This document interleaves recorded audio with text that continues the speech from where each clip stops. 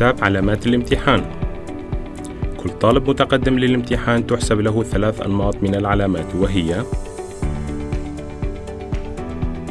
أولاً، علامة العلوم الطبيعية للطالب المتقدم للكليات والمعاهد التالية: الزراعة، العلوم، الكيمياء، الطب، البتروكيمياء وإلى آخره.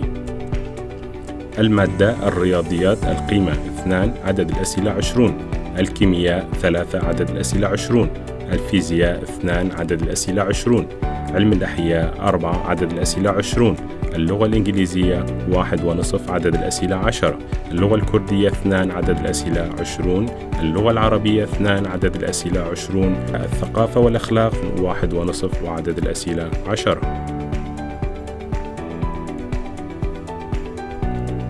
وتحسب العلامة في هذه الحالة بضرب علامة الطالب في كل مادة بقيمة المادة، ثم يقسم المجموع على مجموع قيم المواد.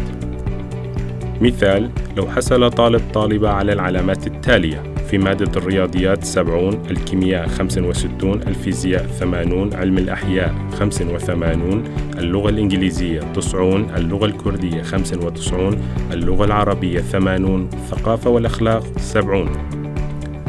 علامة الطالب في الرياضيات 70 ضرب قيمة المادة 2 والنتيجة 140، الكيمياء 65 ضرب 3 والمجموع 195، وهكذا إلى آخر المادة. الثقافة والأخلاق علامة الطالب فيها 70 ضرب قيمة المادة وهي 1.5 والمجموع 105، فتكون مجموع القيم 18 ومجموع العلامات 1425.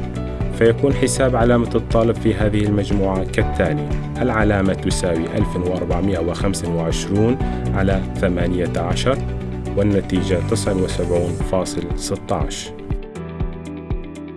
ثانياً، علامة العلوم الرياضيات للطالب المتقدم للكليات والمعاهد التالية: البترول، الرياضيات، الفيزياء، ريفيكاف، معهد الميكاترونيك والمعهد الإداري إلى آخره.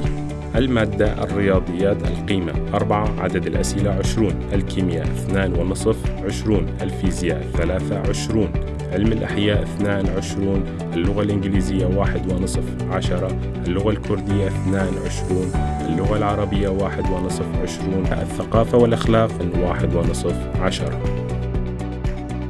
وتحسب علامة الطالب في هذه المجموعة كما حسبت في المجموعة السابقة، أي ضرب علامة الطالب في كل مادة بقيمة المادة، ثم يقسم المجموع على مجموع قيم المواد.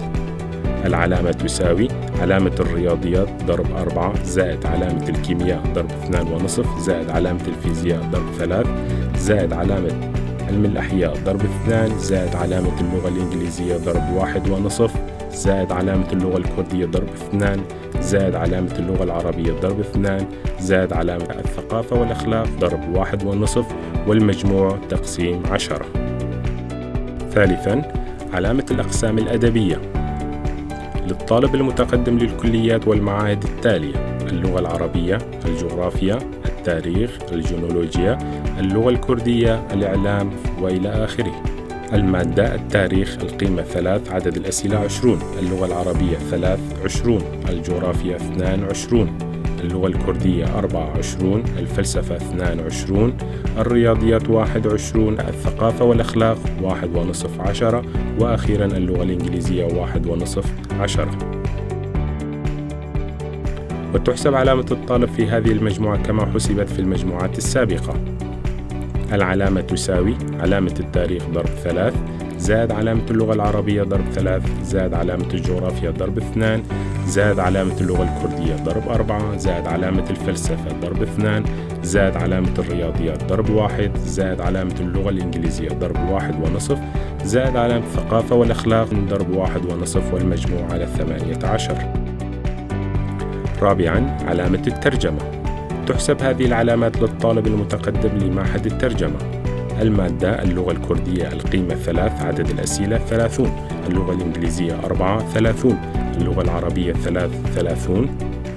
وتحسب علامة الامتحان في هذه المجموعة كالآتي: العلامة تساوي علامة اللغة الكردية ضرب 3 زائد علامة اللغة الإنجليزية ضرب 4 زائد علامة اللغة العربية ضرب 3 والمجموع على 10.